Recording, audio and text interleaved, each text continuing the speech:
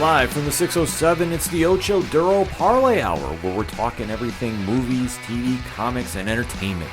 Join in the conversation on social media with the hashtag ODPH, because here we go.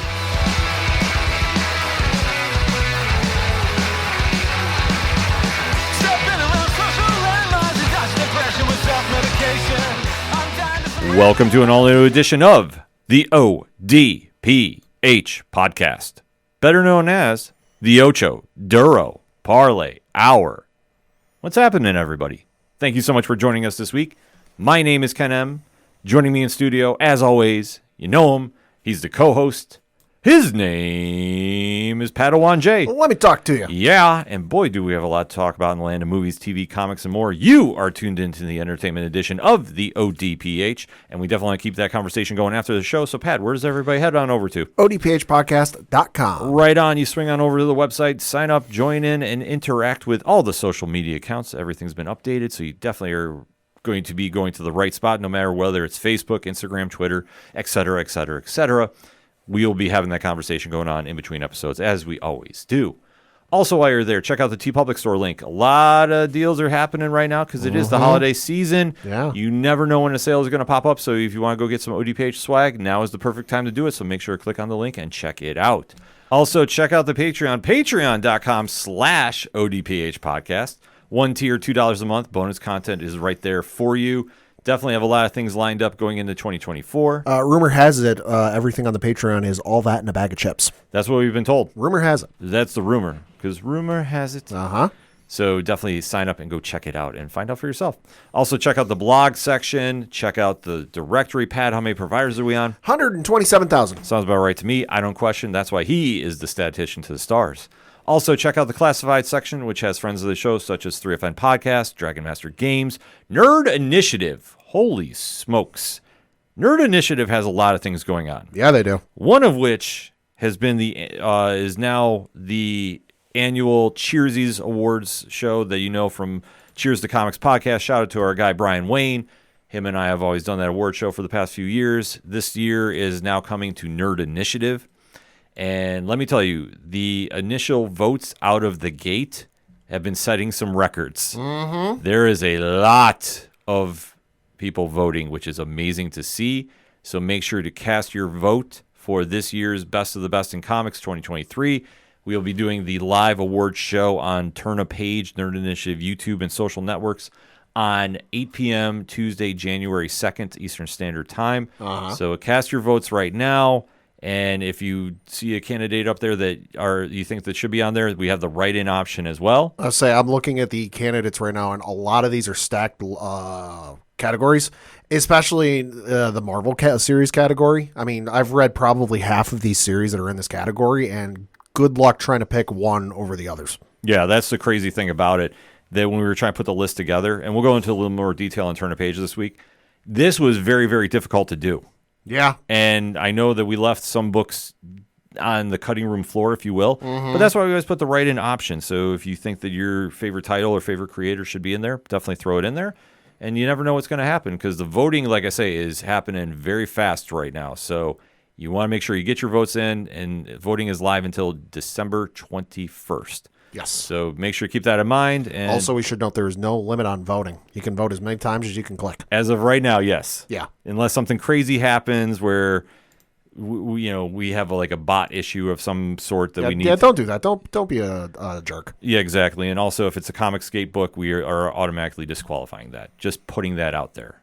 So definitely, if you want to find out about all that, the music section, which is obviously has got great bands such as Brian Wolf and the Howlers, Floodlands, who has new music coming out this week. I saw the album cover. It looks really good. Yeah, it looks very, very interesting. So I'm definitely excited to see what they have coming out. Shout out the Robots and Tom Jolu, who just played a show this past weekend. Heard nothing but rave reviews for it.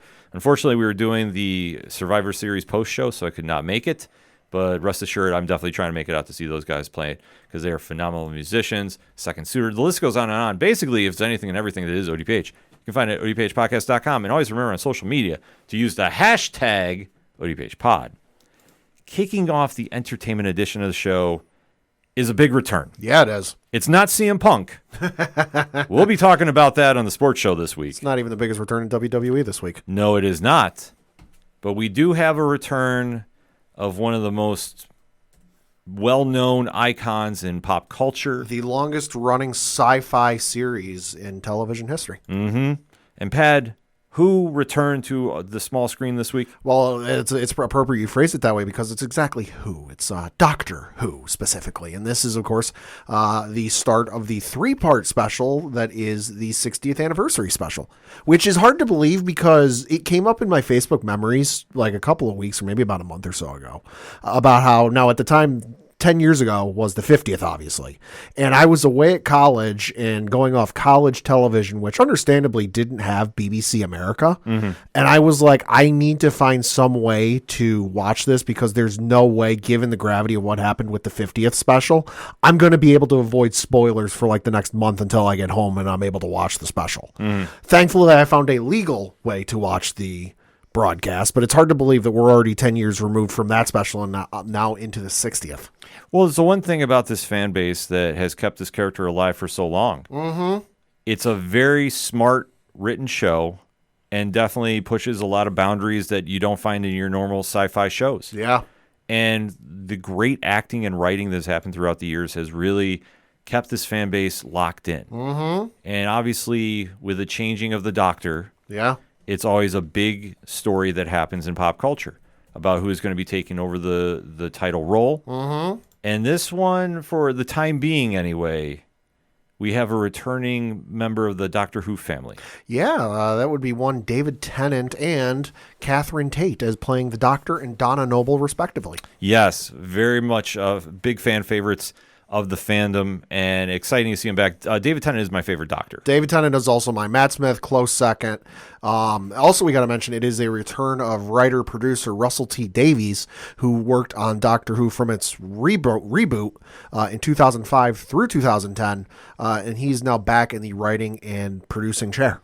Yes. So there's a lot of things that are happening now to usher in the new era of Doctor Who. Mm-hmm. And it kicks off with a series of shorts, if you will. A 3-part. It's like a 3-part movie, I guess you could say. You got to figure one's going to tie into the next, and then you're finally going to get them because we know who's going to be playing the next Doctor. You know, the reveal has happened. Mm-hmm. This isn't going to be a sort of thing like they did with the 50th, where that was the first time you saw any hint of. I forget the actor's name. I'll have to look it up. But who played the Doctor after Matt Smith?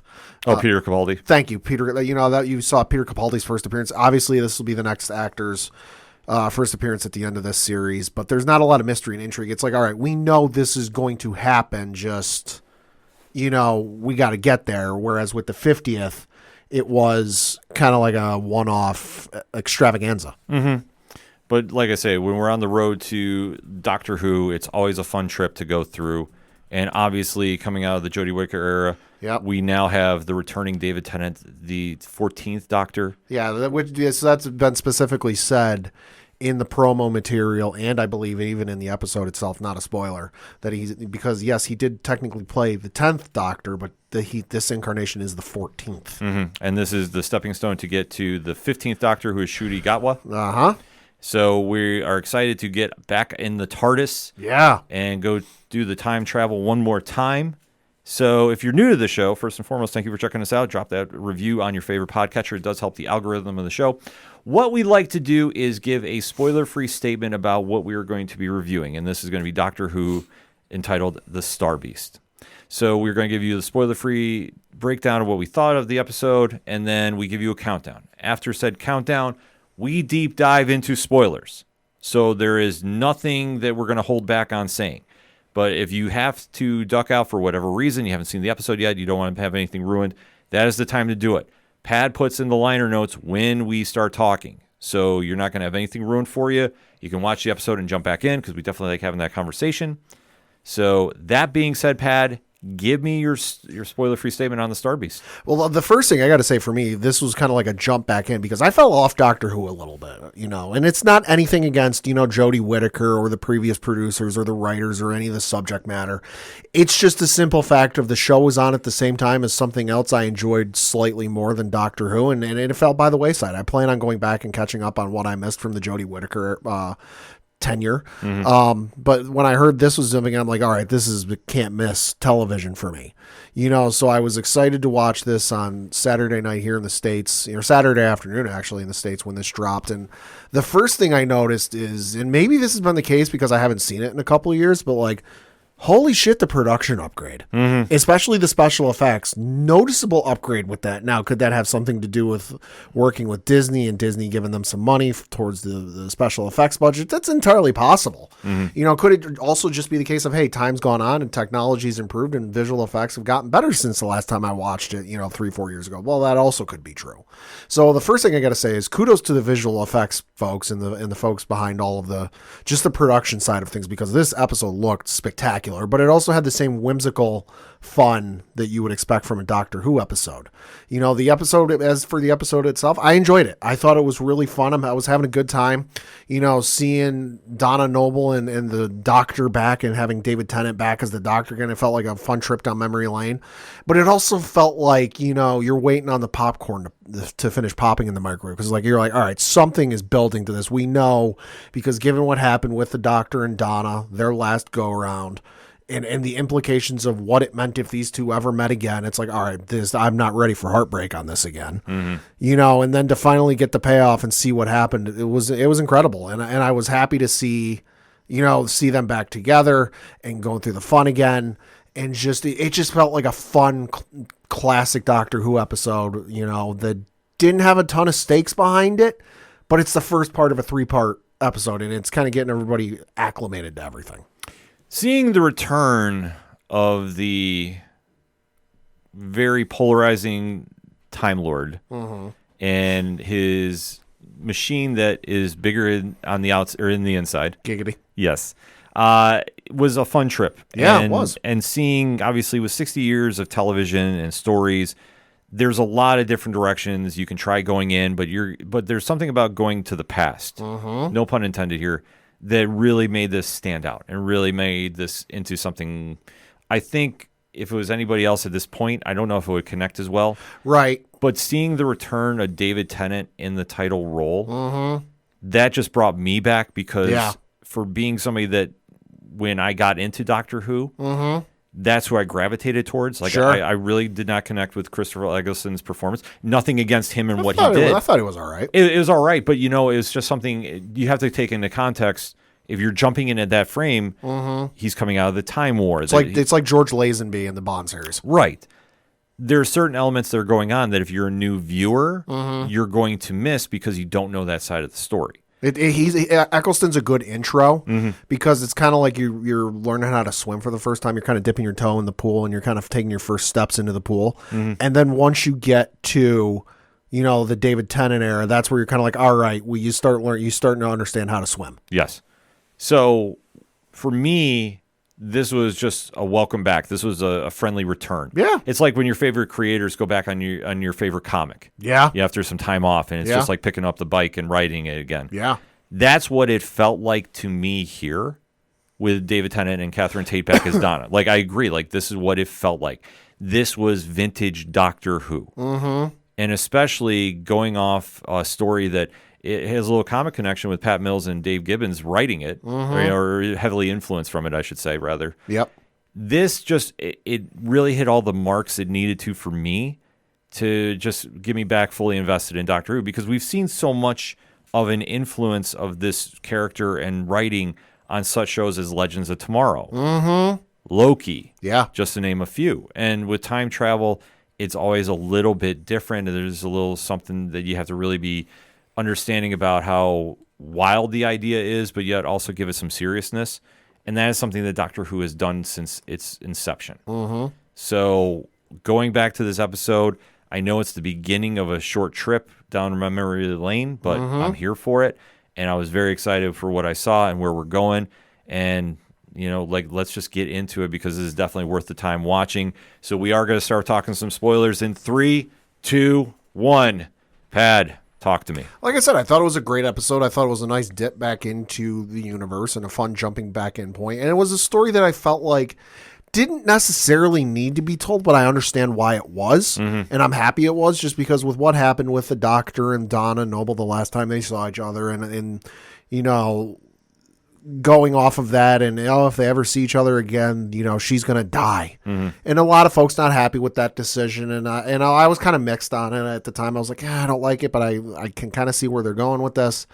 So to finally have that pay off, and have a resolution to that was nice to see. I feel like the only story they could have done that would have had more of an impact is if they decided to address, Rose Tyler and David Tennant's doctor. But to me, that story is kind of like Uncle Ben and Peter Parker. You ain't changing what happens to Uncle Ben in the comics. Yeah. And if you do, it's for a temporary hiccup and it's back to normal after a couple issues.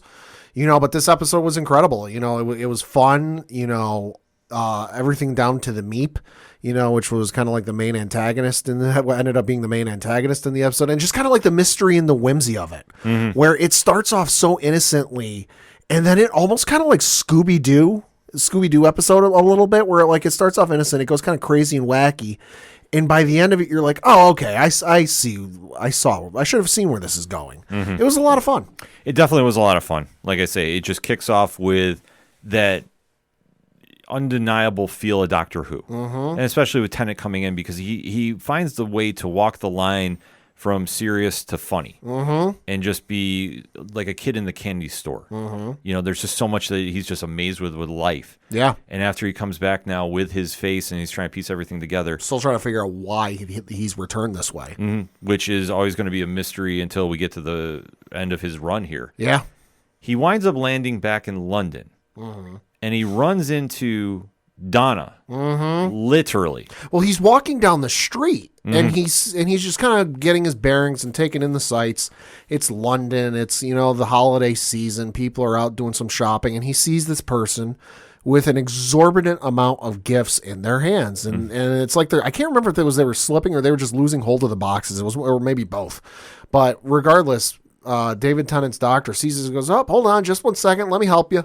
And he takes the first couple of boxes off of the stack this person is holding, and he sees who it is, and he sees it's Catherine Tate as Donna Noble, and in his head you can just hear his conscience go, shit. And he puts it back, and he goes to walk away, and she goes, hey, what the heck? That's not nice. Yeah. It's definitely a fun moment seeing those two reconnect on screen and how they go about it. But obviously, we find out as viewers that life has changed from Donna since we last saw her. Because, Pat, who is now part of her family? She got married and had a child with this person. So she got married to a gentleman named Sean and had a daughter named Rose. So she goes, and so Doctor bumps into Donna, and then is caught with crap. Okay, I got to help her, but I hope she doesn't remember me, because, again, if she remembers anything about me, she's going to die. And all the meanwhile, her daughter comes up and he goes, oh, crap, you've now got a daughter. And then he gets into, so he resolves that. All the meanwhile, this is going on. The daughter's Rose is talking to Donna, and a spaceship crash lands in the middle of town. All the meanwhile, Donna is as oblivious as they come and doesn't see it, which, did you get the vibe off of this that this is like a regular occurrence with her? Since we last saw her, that they kind of play it up as Mom, you never see anything that goes on. So the spaceship crash lands. Donna doesn't see any of it. Meanwhile, everyone in the crowd is pulling out their phones and recording everything. And Donna's like, "Oh, you're crazy. There's no such thing as aliens." So they go off. The doctor gets in a cab with a guy, and come to find out this is Donna's husband. So he's like, okay, this is really going from bad to worse for me. And we should mention the husband is played by a gentleman named Carl Collins, and the daughter is played by by Yasmin Finney, who we find out later, like Yasmin Finney, Rose also transgendered. Yes. So as they're starting to figure out what is happening in London. Well, are they? It seems like the daughter's kind of like, yeah, this is interesting, but this to her is like a normal day in London for her. And meanwhile, and Donna's like, oh, just going about my life is what it is, and we find the mother is like, no, nothing's wrong, absolutely nothing, everything is perfectly fine. Yeah, it's just something they're trying to play off, because obviously Donna's mother knows the secret about Donna, that if anything is tipped off about her knowing about her past as Doctor Who, she's going to die. That would be Sylvia Noble, played by Jacqueline King. Yes, so it's kind of a very cool thing that they see play out too.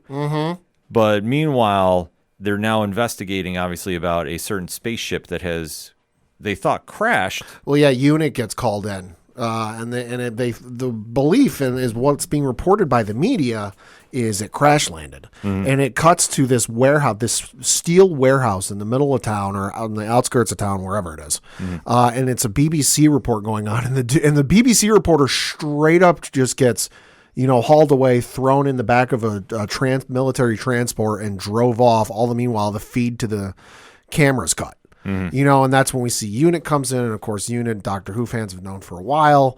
It's this military science opera. It's kind of like their version of S.H.I.E.L.D. Yeah, essentially.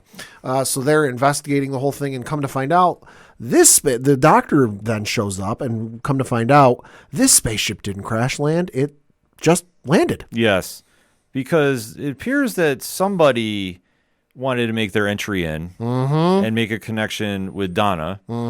And that is a certain character that reminded me of a gremlin. Yeah, a little bit. But it is not. It is an entirely different one. It is a Meep.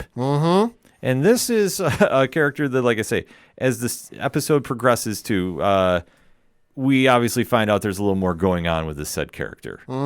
Reminded me of Bebo. Yes, a little bit. Like maybe that was the inspiration. It could be, because like I say, the Meep has appeared in various Doctor Who stories in the past. But to see it now on the screen in this situation, it does provide kind of some comic relief at first, because Rose is hiding the Meep. Yep. In her warehouse, well, not necessarily, workshop. Yes. That's the word I want. In her workshop, which is in her parents' backyard, because she is making stuffed animals to sell to folks in an effort to raise some money to help with the payments and money and stuff for her mom, because her mom lost her job for some reason. Yes. We never do find out why. We never did find out why, which I thought was going to play into something later. But obviously with the events unfolding, they have to do what they have to do. But Unit apparently is not the only people looking for Meep. No, there's two alien-esque individuals. Call them what they are. They're bugs. Yeah, they're bugs. They're bugs. They are straight up looking for them, the Wrath Warriors. Those of you with a bug phobia, you hated this episode. And so they wind up actually tracking Meep down to Donna's house there. Yeah. Well, and all the meanwhile, this is going on. Unit's investigating the spaceship. This is after the Doctor leaves to go off and investigate Donna, because he figures Donna's involved in this in some capacity. And the representative from Unit he's talking to goes, well, how do you figure? And he gives a brief, like, all right, well, here's the thing with Donna, and tells about the Time Lord mind, and if she sees me, she dies, yada, yada. And he goes, I haven't seen her in however many years it's been. And I see her daughter, I see her husband, and then a spaceship lands in the middle of town. Like, this can't be a coincidence. So after he goes off to find Donna, some of the agents from Unit climb up to the ramp or the stairs or whatever it is to go look at the spaceship. They open the spaceship, and there's this weird celestial light just sitting on the inside of the door. And I'm looking at this thing going, all right, this has got to be alive in some capacity or whatever, however you define it. It looks sentient. It looks sentient, and sure enough, it seemingly was, because after the door gets open, the Unit soldiers go, all right, don't fire unless I say so. The door opens, the light starts infecting them or crossing into their bodies through their eyes. The eyes light up in this bluish, purplish glow. And then they all put their guns down. All the meanwhile, the representative from Unit, who is in a wheelchair and can't get up there and can't see what's going on, but can still see them lowering their weapons, and you got to figure she knows something's up. They all lower their visors and go off and do their own thing. Yeah. So it is kind of an interesting sequence of events, but it ultimately revolves around everybody coming to the house, where the Doctor has to get everybody out. Right. Well, first he wants to just take the Meep. He's like, oh, I know some people. They'll be able to help us take care of this. And the mother's like, well, perfect. This is awesome. You can just go. All the meanwhile, during this sequence, the husband is then shown up. Sean showed up and can see this sentient, weird-looking alien thing. And he's like, all right, well, he took this surprisingly well. I figured he'd pass out or something. Well, no, he's good. The thing about it is with Doctor Who, I think everybody in this universe is very used to the unexpected. Well, and you got to figure he's also a taxi cab driver, so he's seen some stuff. Oh, yeah, especially in London there. Yeah. Like I say, just with how everything was set up, because at the beginning you see these alien invasions, and the reactions that most of the citizens had were just very lackluster. Say the world has almost ended in London how many times in this show? Yeah. I'm running out of fingers to count on. So like I say, they kind of just brushed it off. Yeah, they brush it off. So the doctor is trying to get him out of there. All the meanwhile, the Wraith or Roth warriors, whatever they're called, or however you say it, show up on one side of the house. Then you got the other side of the house where the possessed unit soldiers show up. They start duking it out.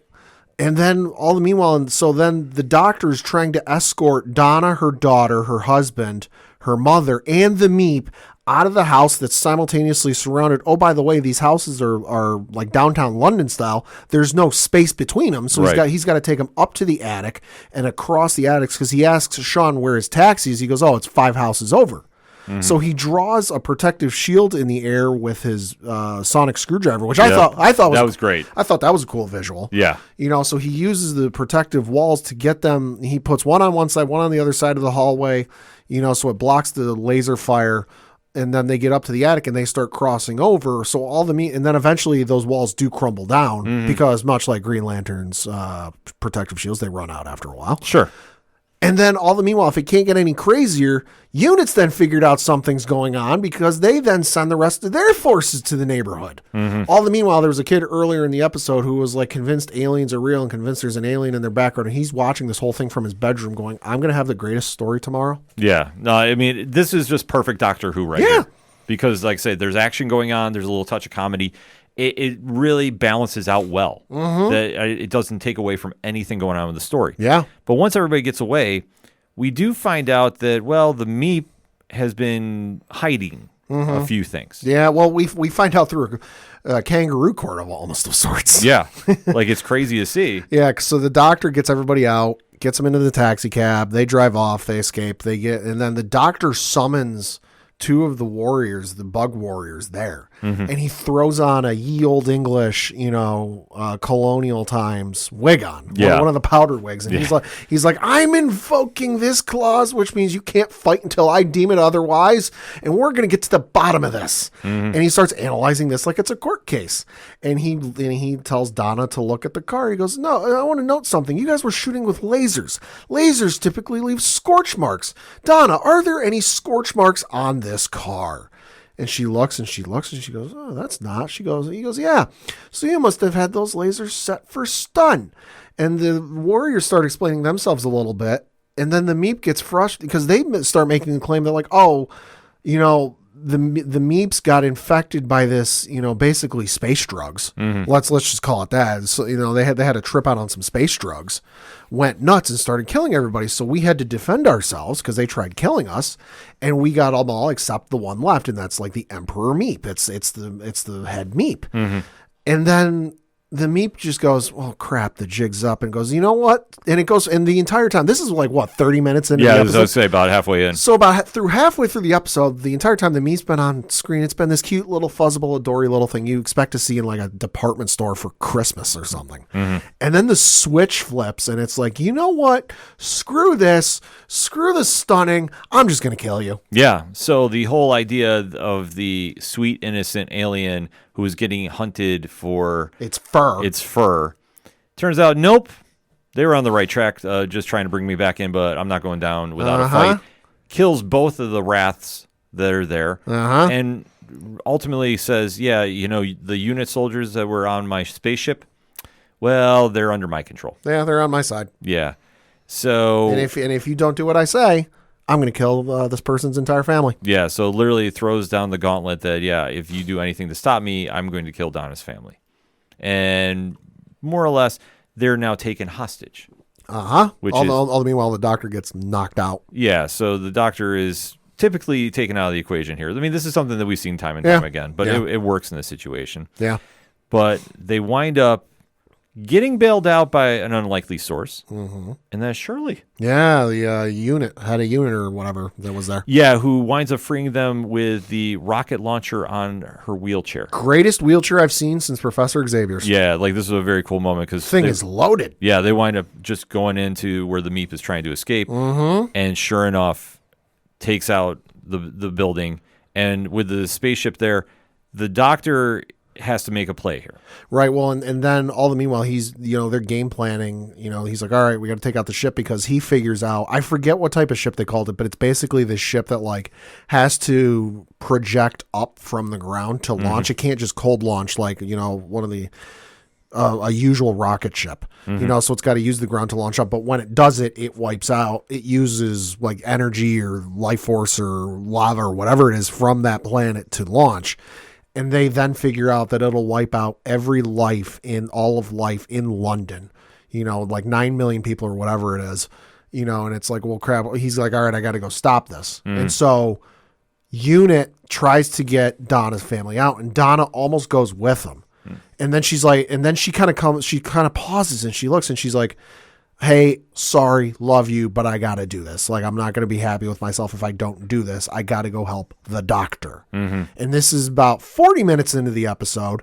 And this is the first time she's mentioned the entire episode. She said the Doctor. And the mother even points out and says about 2 seconds after I said it, she goes, oh my God, she called him the Doctor, which is panicking to the mother because, oh no, she's starting to remember. It's been the whole plot point of Donna for years. That if she ever connected back with the Doctor, she was going to die. But it turns out that as she's getting her memories back, which she's been this magnet for this extra supernatural attention. Borrowing a little bit from the Marvel Cinematic Universe, reactivating her memories with a set of code phrases. Yeah. We now see that it's coming back to her, everything from Rose's birth to... all coming back to me. Yeah, so now she's understanding what's happening, and now the big trump card that the Meep had is gone. Well, because, so they're in the bowels of the spaceship trying to stop it from launching. The Doctor's running back and forth, shutting stuff off, shutting this off, switching that flip, flipping that switch and flipping this switch. And then eventually, the space between the two closes with like this barrier, this transparent steel barrier. And, the Doctor's like, she's like, oh, I can help. And he's like, all right, switch those 3 flips. And he's like, this isn't going to work. I'm going to have to do this. And he starts saying the key phrases. And like you said, she comes to and remembers. And then all of a sudden, it's like she's the smartest person on the planet. It's like, nope, all right, I know what, because he's out of ideas. She's like, nope, I know what to do. Goes through everything and thwarts the Meep's plan from launching. Yeah, she stops the ship, and they wind up taking the Meep. Is now captured by the Wraths. Yeah. And the big point here is everything with the meta crisis, as they were defining it as. Which I guess is what was in Donna that would cause her to die if she ever remembered the Doctor. Yeah, is now removed from her and Rose. Well, we find out it passed on to Rose through birth, which is how they got away with it for a little bit, that nothing happened. But he's like, listen, this thing is growing. We got to get rid of this. And I didn't quite understand this whole part. Did they just get rid of it because they just chose to? I think they elected to because they were worried it was going to come back. Like, the Doctor kind of had the vibe that if we don't take care of it now, like, this could come back tenfold. So they wind up getting rid of everything that is the meta crisis. So you see, it's just kind of like they're back to normal because even in the episode, Rose brings up, "Oh, I get picked on a lot that I don't seem like I'm from here." Yeah, so this winds up just giving them a whole new lease on life because now it's like one of the biggest burdens that, Donna has had too, and Rose touched upon as well, has now been removed. Yeah. So now they're free to live their lives, and you can see Rose is definitely excited about too, because like you say, she's had Rose has had a rough upbringing. Always felt like a little bit of out of sorts. Didn't really connect with the kids. Right.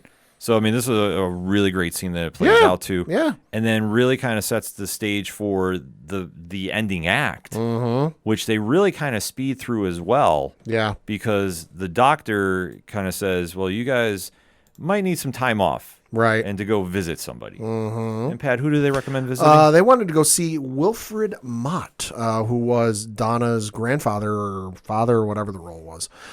He was not in this episode. Well, In story reason, he was not in this episode because, he had some health issues and really couldn't go downstairs. And so he was kind of confined to a home where they watch him. But in non-story purposes, the actor unfortunately passed away back in July of last year at the age of 93. So that's why, obviously, you're going to have he was so integral to that story back when Donna was the companion. Right. To do this story without even mentioning him is a discredit to the actor and a discredit to the character. So it was nice they included him, and so they come up with the idea like, oh, hey, he's still around. He still remembers you. He's wanted to tell me all this stuff and all these stories about you from over the years, but never could. Wouldn't it be great if we could just go see him and you could see him one more time and talk to him? Yeah. And so that's the plan. They go into the TARDIS, the newly redesigned TARDIS. Yes. Which, holy shit, again, the upgrade in budget on this show. Mm-hmm. Oh my God, that was the craziest I've seen the TARDIS look in quite some time. Yes. All of the little circular lights on the wall, which we've seen before in various incarnations, but they're like LED now, so they're colored. Crazy. Mm-hmm. It's now got a coffee maker as well, and they're all sorts of excited about that. So Donna and the Doctor are getting ready to leave, and then Donna, for whatever reason, decides to throw coffee on the console of the TARDIS. Oh, she spills. Well, yeah. She spills coffee on the console of the TARDIS, ignites the thing on fire, and turns the TARDIS on. And where they're going? Well, it's anywhere in space or time. Yes. And that's how it wraps up. But, I mean, this was just from top to bottom. This is fun. This is absolutely vintage Doctor Who. Mm-hmm. This is something that you show a new viewer. Yeah. And you want to get them into the fan base. Yeah. Because it literally had everything that you want. Mm-hmm. The characters, the diversity, the ambiance of just the over-the-top plot lines, but yet keeping it grounded enough that you connect to it on a very simple level. Sure, and because at the end of the day, it's science fiction, it's long running, but it's also a family television show. It's a show you can sit down with your kids, and sure, there's going to be some moments where the kids might get a little nervous or a little scared. Mm-hmm. Hi, looking at you, the episode where the kids ask, "Are you my mommy?" Yeah, that's a little scary for kids, but. It's a kid's show. It's fun. It's whimsical. It's got some science behind it. It's fun for the whole family. Oh, absolutely. And especially when you have David Tennant, who's mastered this role. Uh-huh. There's a reason they brought him back twice, even though typically they don't come back. No, they typically don't. Mm-hmm. But in this case, this is a great gateway to get fans into the fandom, especially now with the deals they have with Disney Plus. And, there's a lot more eyes now that can get onto the product. So yeah, and we got to mention with that, because I know we said it before, but new listeners, we should mention, if this is your first episode with Doctor Who, hey, welcome to the universe. Mm-hmm. All future episodes starting with this one and going forward will be on Disney Plus. However, if you want to haven't seen any Doctor Who or want to go back and rewatch some of the stuff, it's hard to find the older stuff, from like the 60s through the 80s, just because it doesn't necessarily have the streaming rights. So I know if you go to, I think it's BritBox on Prime Video, if you subscribe to the BritBox Prime Video channel, you'll get some there. There's some on the Tubi streaming service, which is free. You got some ads, but it's there for free. But if you want the stuff from the reboot, which is where I recommend you start, to this point, or to the episode prior to this, those episodes are going to be on Max, at least until I would figure the streaming right deal with that ends, and then I expect they might end up on Disney Plus, or they'll just stay there. But for the time being, you will have to go to Max to watch prior episodes if you want to rewatch or catch up on stuff you might have missed. Yeah, I mean, 60 years is a lot of TV. It's a lot of TV. So that's not even counting the TV specials. Right. So that's why I say if you want to find a good place to start, the Christopher Eccleston season. It should be the first season under the new banner. Yeah. Right. That would be the place to start. It's a good jumping on point. Or you just jump in now. Yeah. To be honest with you, because I thought this was a great new viewer jump point. Yeah, because that's the thing. Typically, with you and I having watched kind of from the same point, the Christopher Eccleston run up through now, when it comes to when they bring on a new actor or actress as the Doctor, they typically don't reference a whole lot with prior seasons. There's a little bit of reference. There's a little here and there. Little here and there, but it's not anything like you need to have seen what happened to understand what's going on. You might miss out on a couple of references or a couple of little key information points, but it won't be to your detriment.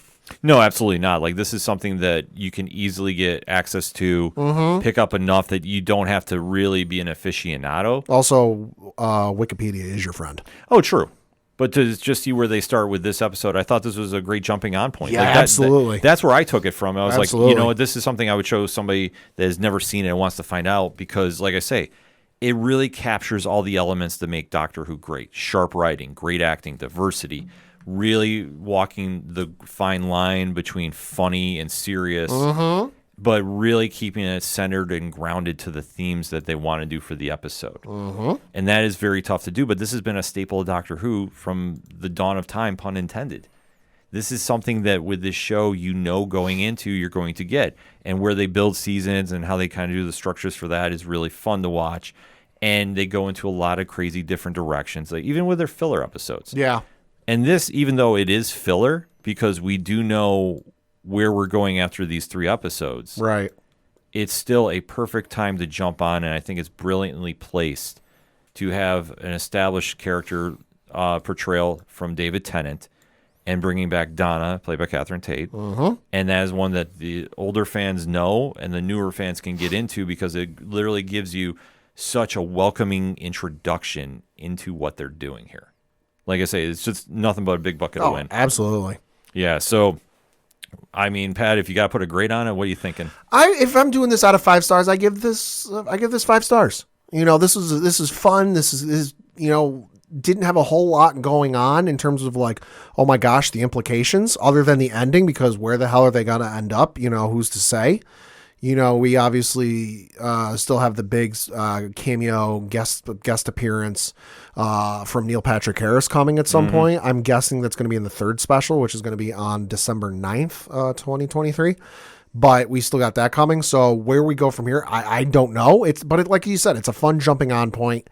You know, even if you don't know anything about Doctor Who other than he's a time traveler, that's enough to go on.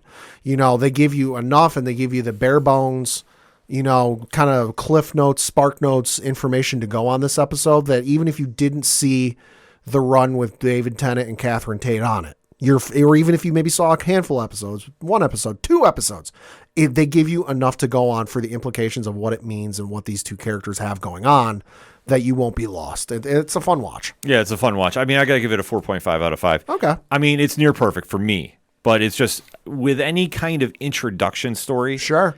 I like it's a me thing. Sure. I'm the problem. Sure. It's me. I really kind of struggle giving now like perfect scores just because I know that we have 3 parts to go with. Sure. So that's why I say, but it's so near perfect that this is something great for new viewers. For older viewers that have been following the fandom, you're still going to find a lot to enjoy from it. And this is going to just really kick in the nostalgia feel for you. And then when we start going into the next 2 episodes, I mean, we know the 3rd one is coming out in December. Yep. And obviously the 2nd one is dropping when, Pat? This upcoming Saturday, December 2nd. Yes. And it's going to be dropping at, I believe it's 4:30 p.m. Eastern. Yes. So we don't have long to wait to see where this story goes, but it's a fun one nevertheless. And you know me, I love seeing the adaptation from comics. And we should say that all the drops, when I say 4:30 p.m. Eastern, it's all at the same time. And much like Disney Plus does, it's not, 4:30 p.m. Eastern, and then you got to wait till 4:30 Central and 4:30 Mountain and 4:30 Western. No, 4:30 p.m. Eastern, 3:30 p.m. Western, 2:30, 1:30, like the whole 9 yards. So figure out where it is in your time zone. Yeah, so definitely make sure you set your dials for that, as we're going to be covering both episodes as they come out. But in the meantime, hit us up on that hashtag ODPH pod. What is your thoughts of Doctor Who, the Star Beast? We definitely want to have that conversation. Currently airing on Disney Plus and a whole slew of other places, so make sure to go check it out. We're going to take a quick break, though. We'll be right back. Do you like comic books? What about movies and TV shows? Well, we may be the show for you. We're Hops Geek News, a weekly podcast that discusses comics, movies, and TV shows while featuring a beer of the week. Every week we chat about what we messed up on the week before, and then we dive into what we're reading and watching, as well as some news. We then wrap it up with a geek-themed topic of the week. You can find us anywhere you listen to podcasts by searching Hops Geek News. Cheers.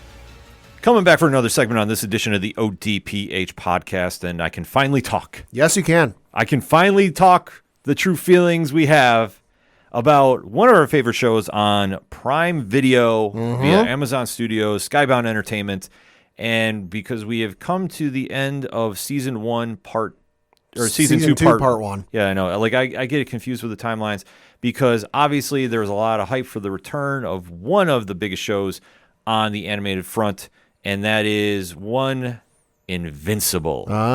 So the Robert Kirkman, Corey Walker, and Ryan Ottley book that has really redefined what modern superhero storytelling is. It was a big success on the small screen when it debuted in 2021. Now it finally came back on November 3rd for Season 2, Part 1. So the first 4 episodes are done, and that's what I've been embargoed and I could not speak about. Yes. So the embargo time is off. So we're going to do this like we do the first segment. We're going to give the spoiler-free statement, give the countdown, then it's game on. So, Pad, Season 2, Part 1, give me your spoiler-free statement. The season thus far has been really good. I enjoyed the return episode, first episode, which was a lesson for your next life. That one was a fun one. The second episode, in about 6 hours, I lose my virginity to a fish. A little bit of a step back, a little bit of a letdown for me. That one felt a little bit of filler, a little bit of why are we here? Third episode, this missive, this machination. That one was a fun one. And obviously this last episode, somebody cue the Stained. It's been a while. That one was incredible.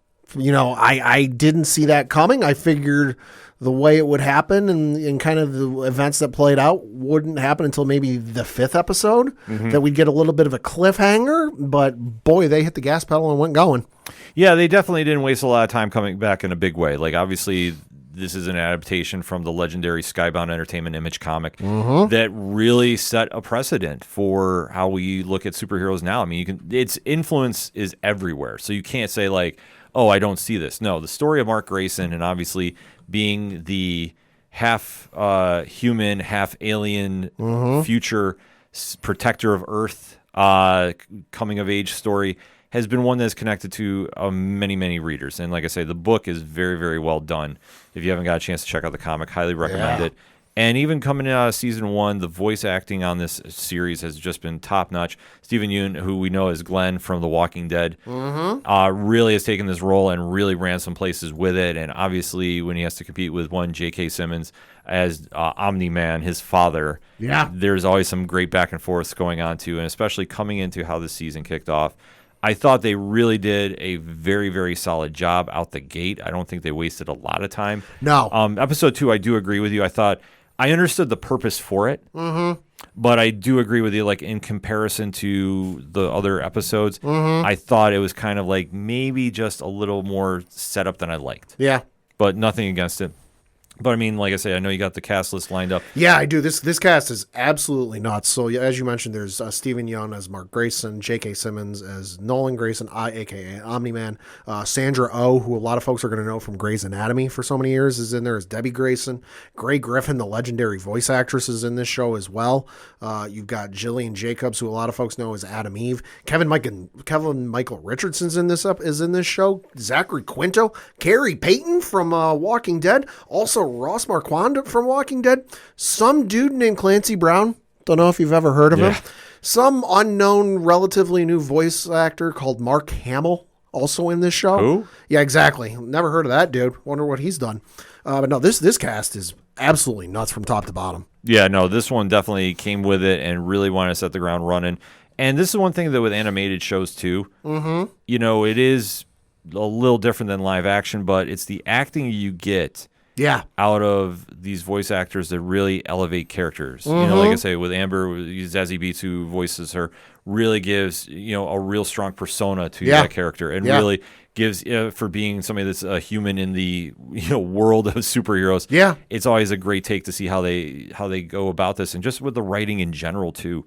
Like I say, they borrow a lot of superhero elements, but yet how they mix it in with everybody else, like that's the key point. Like I say, you see such strong acting from Sandra Oh's Debbie with this too, being somebody that's, you know, living this life, but yet is outside looking in. Like I say, there's just so many elements. Well, and especially you think back to what happened with the end of season 1, where her life got flipped up on its head 9 ways to Sunday. Yeah. And this is somebody who like had figured she knew the world, figured she understood it, and was accepting of that because she was accepting of it enough to marry a superhero, have a kid with the superhero, was okay with him going off to save the world. Because we've seen that in plenty of other instances, Iron Man and Spider-Man and Superman and whatnot. Like, oh, you got the love interest, you got the boyfriend, or not boyfriend, girlfriend, wife, what have you, or even boyfriend in some instances, where they're like, oh, no, don't go. You can't, you're going to hurt yourself. I don't want to lose you. And she's just like, no, yeah, go ahead. You'll be fine. Whatever. To all of a sudden, the guy she thought she knew, and I'd say spoilers, but the first season came out a couple of years ago. The guy she thought she knew and thought she loved almost beat their son to a bloodied pulp. Yeah. And almost killed him. And then basically was like, okay, bye. Yeah.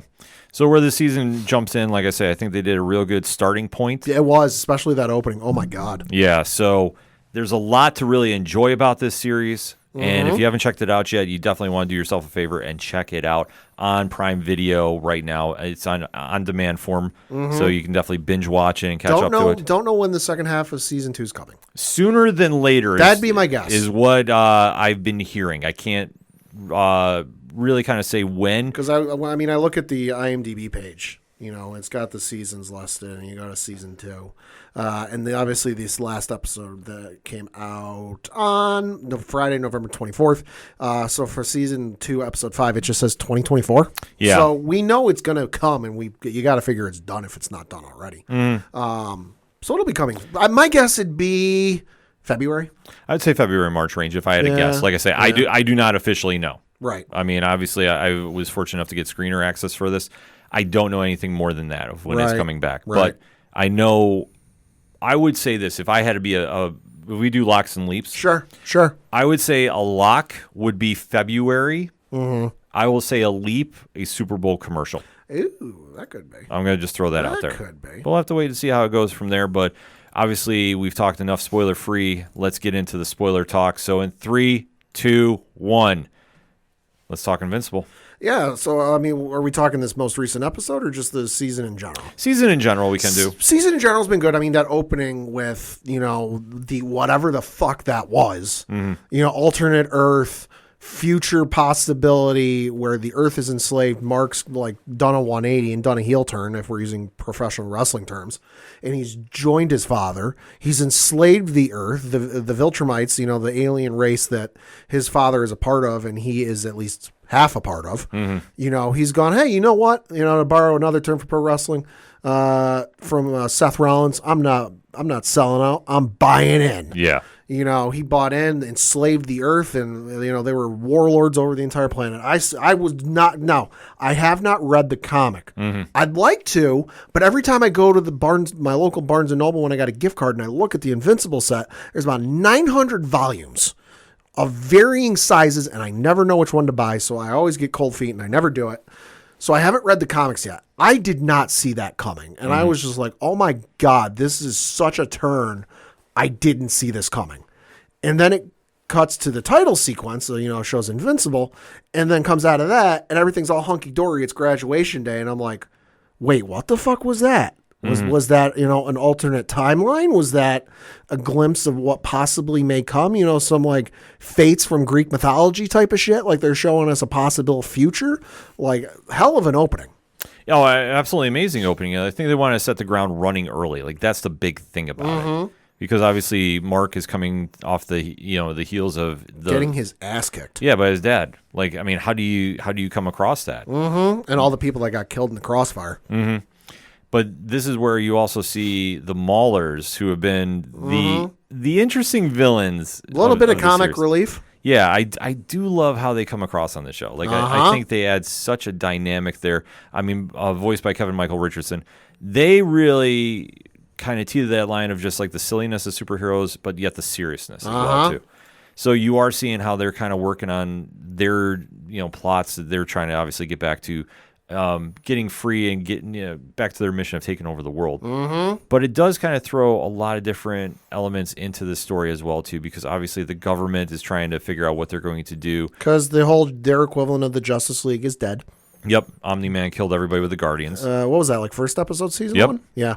Oh, wasted no time. Oh, yeah. So, I mean, that's been something that they've been trying to figure out and obviously get Mark more involved to be Earth's defender. Mm-hmm. And he's clearly not ready there yet. Because he's clearly the strongest one of the bunch. They've almost got like a Young Justice, Teen Titans thing going on, where it's like, okay, you guys are the next generation, but like you've got no time to train and no time to prep until you're ready because, hey, all of the people who were ahead of you in the first line, the starters, if you will, are now on IR. They're on injured reserve. They're not coming back. Like, we need you to step up now. And clearly Mark is the strongest one of the bunch.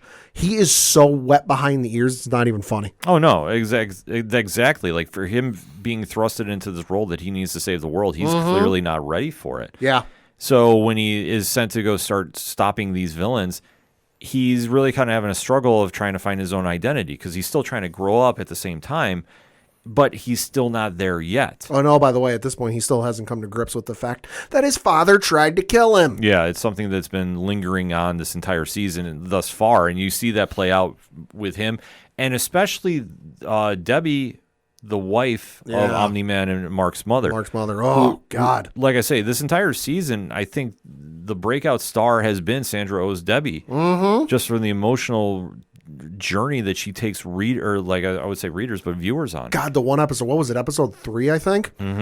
Either 2 or 3, where she goes to get a drink, and I think she goes to pour a bottle of wine.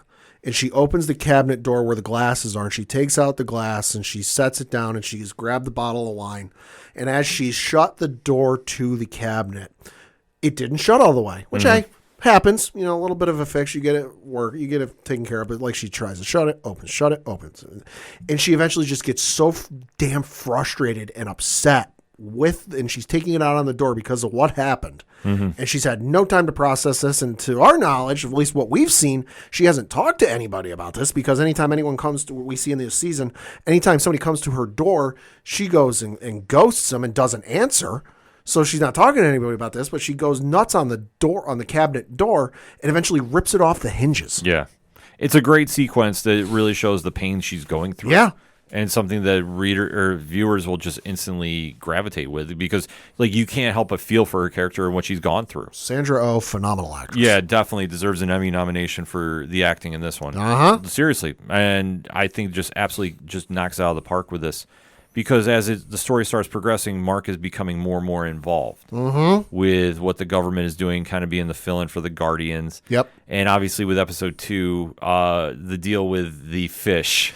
Yeah. I mean, I think you and I both agree this was probably the weakest one of the four. The four. This was the one episode that I got to the end and went, what the fuck just happened? Well, because I think what they wanted to do is they wanted to give more time to show what was going on with the other characters like Adam Eve, who's voiced by Gillian Jacobs, and her story obviously kind of separating from the superhero life and finding her way and dealing with her own parents and there's issues that they're having. I like that. I like that portion of the episode. Yeah, that was a great part. Oh, it was great.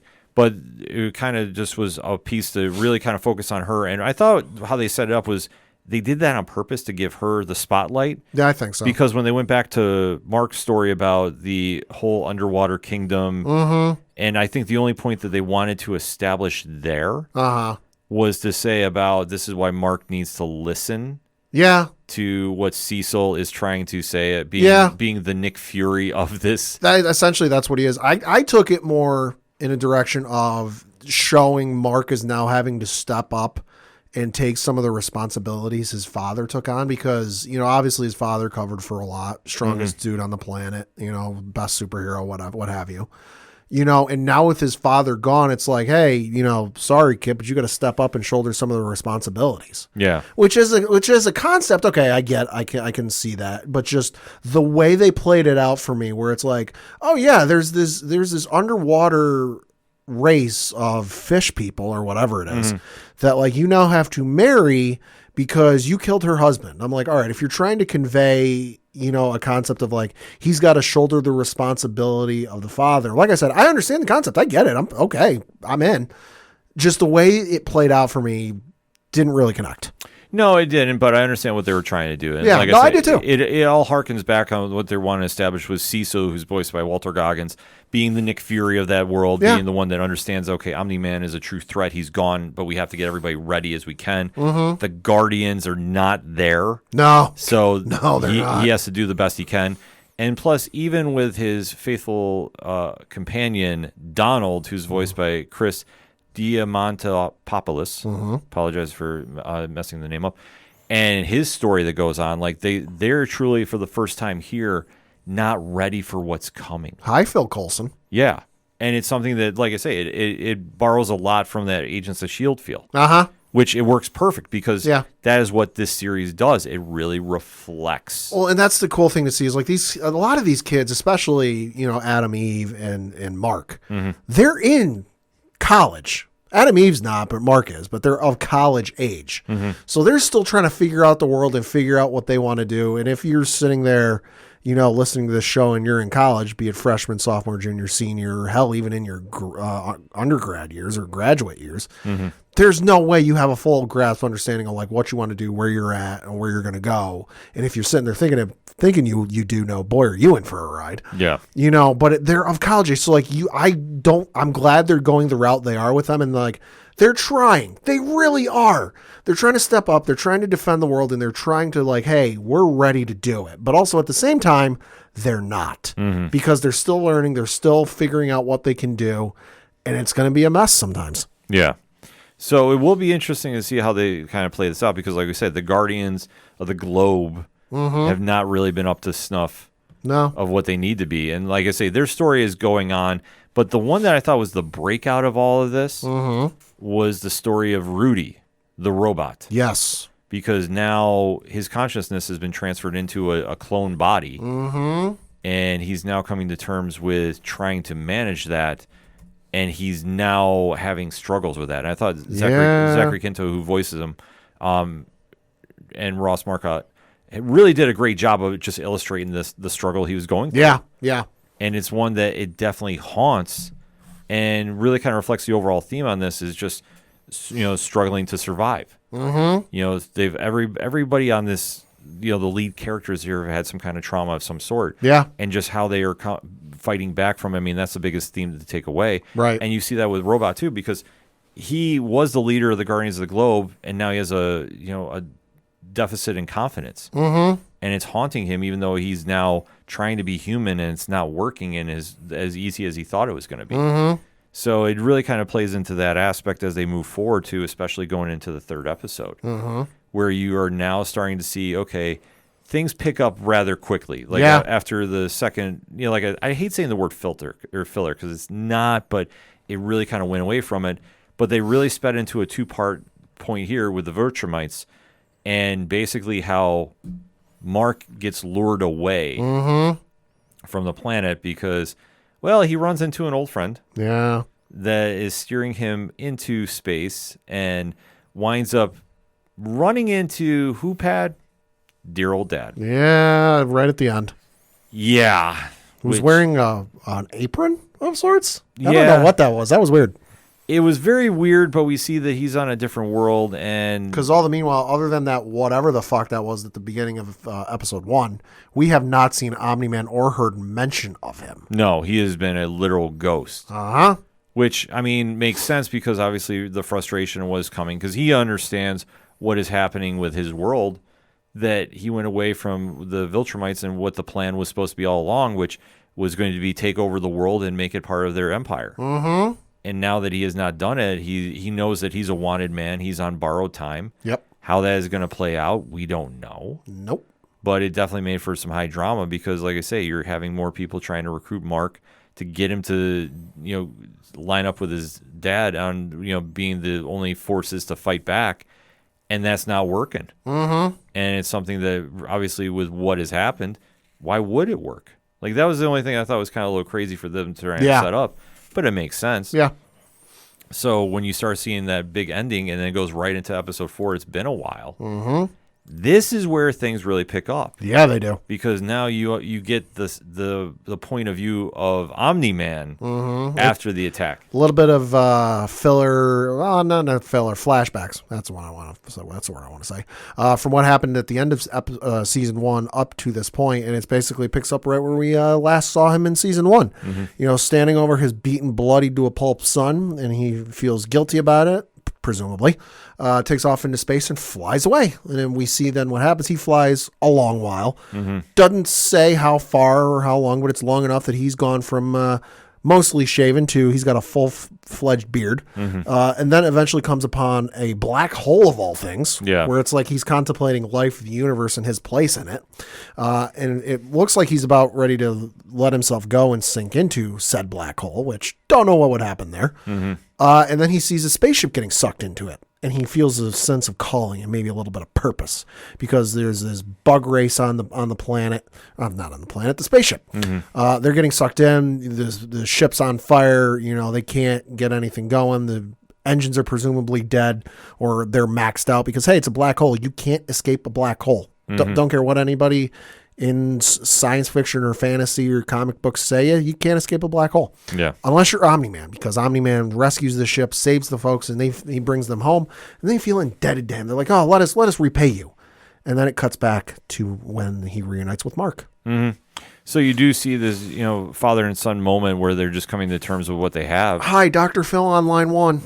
And it's a very powerful episode in that aspect because you just have the voice acting and Simmons just really take it up a notch. It's a lot of therapy in this episode for them. Oh, absolutely. Especially with Mark coming to terms that his dad is now moved on. Married again. Yeah. Even though he's technically still married to his mother. But hey, I don't know if marriage laws work in space the way they do on Earth. But you know what? We still have one word that describes that universally. Reasons. Oh, by the way, he's not only married, he's got a kid. Yep. Kid is like half Viltrumite, half whatever the alien race is. Yep. Skin color, a shade of purple. Yeah, it's aliens. It's which space. I understand Mark's reaction every time something happens because even me sitting there watching the episode went, what the fuck? Yeah. What the fuck? And he shows the kid, he's like, hi. And he's basically like, hi, this is your brother. You need to love him. Even if I were in Mark's shoes, I'd be like, you want me to do what now? Sorry, I'm not buying what you're selling here, dude. Yeah. But this is where you start seeing Nolan Omni-Man really trying to sell the point of like, this is what's coming. And he's almost going through his own redemption arc for just the trauma he's put himself through. But, he's having to reflect it. Like, I had a family, I was happy, and then I went away from it because I have to follow this mission I don't want to do. Well, and now he knows the Viltrumites are coming for him because he abandoned his post. Yeah. He basically says, like, listen, the Viltrumites know I abandoned my post. They're going to come find me. And there's like some Viltrumite law where you can't mate with other species that are like anything below near Viltrumite. So, and the way he said it made it sound like Mark was fine, that humans were close enough to Viltrumites that it's not an issue. But because of the race of bug aliens or whatever, that like, they're not close to Viltrumites, that like the Viltrumites see themselves as superior to all others, and mating with anything less than a Viltrumite or anything near Viltrumite is like heresy and punishable by death. So he's like, listen, they're going to come find me, figure out what the hell is going on with me, that I'm not at my post and doing what I'm supposed to do when he's supposed to be their best soldier. Right. He's supposed to be, the go-to, ace in the hole when the chips are down. So their ace in the hole is not at his post, abandoned it. They got to figure out what's going on. And, oh, by the way, he's broken like cardinal rule number 1 in the Viltrumite law, which is don't mate with anything below, what they consider to be superior.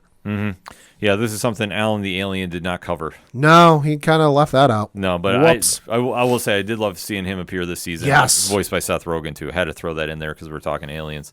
But it ultimately comes back to General Craig, who is leading the Viltrumites onto Omni-Man's new world, who's voiced by Clancy Brown. Oh, my God, phenomenally. I mean, what can you say? It's a Clancy. Recognizable voice. Yeah, you can't escape his voice. And they literally come in and just obviously holy shit decimate the father and son combo. I haven't seen a fight this knockdown drag out since Superman took on Zod in Man of Steel. I'll say it. Oh yeah, no. Which in my opinion is what superhero fights should be. Yeah, so I'm not saying all the blood and all the guts and all the gore, it's fine if it's that type of story. But when these superpowered beings who can literally move planets, and move like infinite sums of mass. Like, it shouldn't be just, oh, hey, whoops, they flew into the building and a couple of windows on the building broke. No, like, they get knocked into a building, the whole goddamn thing should come down. Mm-hmm. Yeah, no, it's absolutely, it's like a world of Superman. Yep. Like, literally, that's what you get here. So even though the father and son duo defeat some of the soldiers that are on the planet, they can't take everybody. They're too wounded. And this is all after, Omni-Man has sold Mark on what he wants to do. He's like, hey, listen, I need you to help defend these people. I'm not enough. As good as I am, I need your help. And he finally goes, all right, fine. What are we going to do though? He's like, oh, don't worry. We'll train you. We'll get you ready. Everything will be fine. And literally the next second, the Viltrumites show up. Mm-hmm. Oh yeah. Well, they understand the game. Mm-hmm. And that's why Craig winds up taking Nolan, aka Omni-Man, captive. Yep. So he's planning on executing him. Yep. And then he also tells Mark, like, well, congratulations. Your dad bounced out of the equation. Guess what? It's now your job. You're stepping in. You're going to fulfill his job. And if you don't, well, we'll kill everyone you know. Yeah.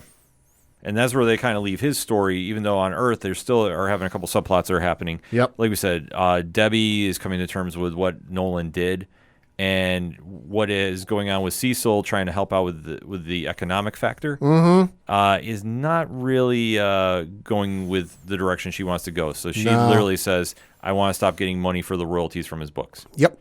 We are going to go somewhere else.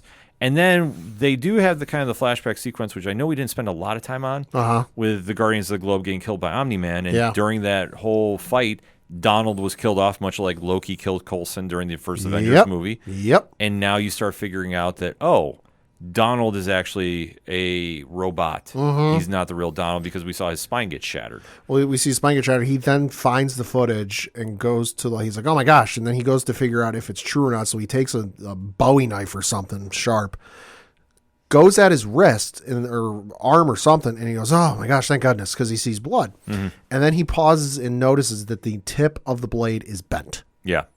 It kind of reminded me a little bit of Terminator. Yeah. Yeah. Of how they said it, which, like I say, they I'm not even faulting them on doing this. They borrow a lot from pop culture and superhero books. Which works. Yeah, it works fine. And that's how they kind of wrap things up for now. So we have a great cliffhanger. We had a lot of action going on. Like I said, we didn't spend a lot of time breaking it down, but the one thing about Invincible is it's ultra violent. Yeah, it is. And ultra bloody. Yeah, it is. They don't shy away from this. What was it? One of the Viltrumite soldiers got his guts cut out and got stuck to a wall. Yeah. And I'm like, oh, that's the end of that guy. 5 minutes later, there's the dude literally holding his guts in as he's fighting. Yeah. It looks silly at some aspects, but that's how it's done. And like I say, they don't shy away from it from the comics. So if you've ever read a comic, you're used to this. Right. I know I was talking with some fans that are just only into the animated show. Sure. And we're like, what is this? I'm like, read the comics. Make a lot more sense. I mean, if you watch season 1, even if you haven't read the comics high like me, by this point in season 2, you should be used to it. Right. But I think just a lot of people came on late. Sure. Just for the simple fact that you have to remember, when you have a show or movie return after so long. Yeah. Like, I think this is going to be something we have with House of the Dragon and The Last of Us with HBO. Yes. You're going to have a lot of fans that forget and don't do rewatches. And listen, that's completely up to them. I'm not faulting them. But it's just something that when you take a break as long as they did, and they had one here or two with Invincible, that when you have a new audience that comes in, you need to kind of have that little explanation piece for it. But it still hit the marks it needed to. It still kept the story going on. You have the great supporting cast. You have the Guardians of the Globe trying to find themselves. But like I said, nobody really stood out to me other than Robot at this moment, even though they have some subplots going on. Adam Eve is still in play here and only really had like one episode that she really shined in, but they gave her a lot of screen time to do it. So, I mean, that's one thing. When you have such an ensemble cast, you have to juggle around. But I thought for what they had to do, they hit their marks for the most part and really set the tone for where we're going after this. Pat, you got to put a final grade on this. What would you say for season 1 part or season 2 part 1? I'd say probably out of 5, probably like a 4 out of 5. You know, just that one episode really knocked it down for me. Other than that, it's been phenomenal. Yeah, I have to agree with you. I'm in that 4.5 range for this as well. Sure. Too.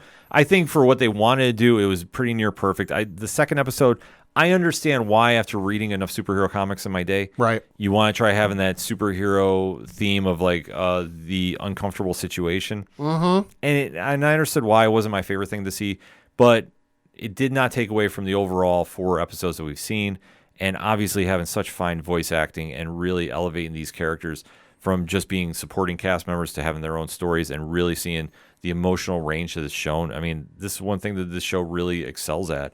And it's going to be a very, very long wait till we see everybody come back, but I'm hoping it's sooner than later, nevertheless. That being said, remember to go check out Invincible on Prime Video via Amazon Studios on all streaming platforms right now. So definitely hit us up on that hashtag ODPHpod. Invincible, Season 2, Part 1. It's a mouthful, but I got it right. What did you think about it? Did you love it? Did you hate it? And why? Let's talk about it, shall we? We're going to take a quick break, though. We'll be right back. Hi, guys. This is Mac Room. I'm the writer of Inferno Go Red, and you're listening to the ODPH podcast.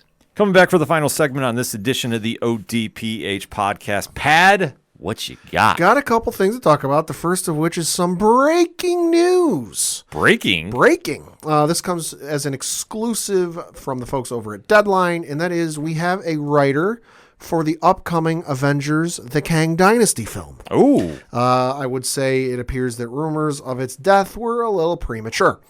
Because the article does say, quote, Michael Waldron has been tapped to write Marvel Studios' Avengers The Kang Dynasty.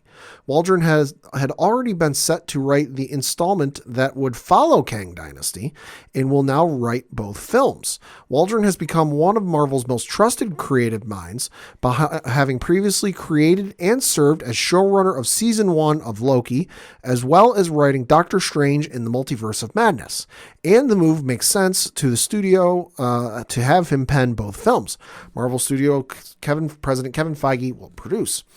Deadline recently broke that Daniel Cretton would not be directing the film in order to focus on his other Marvel projects like the TV series Wonder Man. Avengers Kang Dynasty is far on the theatrical release schedule, dated to kick off summer on May 1st, 2026, giving Waldron more than enough time to pen a script as the director search begins. The movie will precede Avengers Secret Wars on May 7th, 2027, which will wrap up the Marvel Cinematic Universe's Phase 6 features. Waldron has been on quite a run after closing a multi-year mega deal with a combined overall with Marvel/20th Television for Waldron and his production company, Anomaly Pictures, across film and TV. On the TV side, they currently have a full slate under wraps. Waldron launched a new feature film and TV production company, Anomaly Pictures, with his producing partner, Adam Fasulo. Waldron and Fasulo first met and became fast friends, developing and setting up the critically acclaimed series Heels at Stars. Michael Waldron, who, as they mentioned, worked on Loki, Doctor Strange. He also was additional crew on Thor: Love and Thunder, was a producer for 10 episodes on Rick and Morty from 2019 to 2020, was an executive producer on a short in 2021 called The Black Hole, also an executive producer for 6 episodes on a TV series called Good Game. And as they mentioned, he is the writer for the upcoming Avengers Secret Wars movies. So sounds like a good pick in my opinion. I love Loki Season 1 and what they did with Season 2. And you got the same guy writing both Kang Dynasty and Secret Wars. Recipe for success in my book. Yeah, it makes perfect sense. I think for everybody that was jumping the gun, so to speak, about they're going to get rid of Kang and go to Doctor Doom, I think this is, a verification. I was going to say vindication, but I think this is more verification that Marvel is staying the course about what they're doing. The sky is maybe not falling as much. Right. Because obviously Loki has been such a big hit with fans. Yeah. That this makes perfect sense too, because why would you switch up writers if you can have the same voice on it? This is something not to get any Star Wars fans fired up. No, you're right. But this is the same reason why we said it was they should have stuck with JJ for the last 3 movies, or gotten a separate writer, to do all 3. Yeah, like I say, when you try switching voices, like that midway through, you're going to come into problems. I think this is a smart play. I think this completely solidifies what they're doing, and I think that if they wanted to slide in Doctor Doom for Secret Wars, they could still do that. They could. But I think for the Kang Dynasty, it makes all the sense in the world to have the Loki writing team behind it. Oh, I agree 100%. In terms of the whole Doctor Doom thing, listen, I was not subscribing to this until I heard it. John Hamm for Doctor Doom, please. Oh, yeah. I mean, there's so many rumors going on. Just to touch upon this very, very quickly. Because John Hamm has said he wants to play Doctor Doom. He should. I saw it. I pictured him in the costume, and I went, okay, I'm in. Like, there's the thing. There's so many great actors that could step into that role. And the one thing is, for everybody that's saying about the MCU fan base is superhero fatigue and all that nonsense. Sure. How many times a day do you see everybody losing their minds over Fantastic Four rumored casting? Yeah. I mean, Anna Taylor-Joy is supposed to be connected. Yeah. We don't know what role she is going to play in this. Right. The Doctor Doom circle of names has gone around about who is going to be the actor to play him. Pedro Pascal being Mr. Fantastic, allegedly. Right. You know, like, for anybody that's saying the fatigue is a real thing, look how many people are excited. They just want to see something new. Yeah. And I think that's one thing that for fans of the MCU, they haven't felt that yet. Right. But they're going to once you get some of the bigger names involved, like the Fantastic Four and X-Men. So I think this is a good sign of Marvel is going to be just okay. Yeah. And we kind of go from there. I agree. Switching over to a movie I saw this past week and give my little quick review of it. That would be The Hunger Games: The Ballad of Songbirds and Snakes. This movie doing very well at the box office. It was number one at the box office 2 weekends ago now.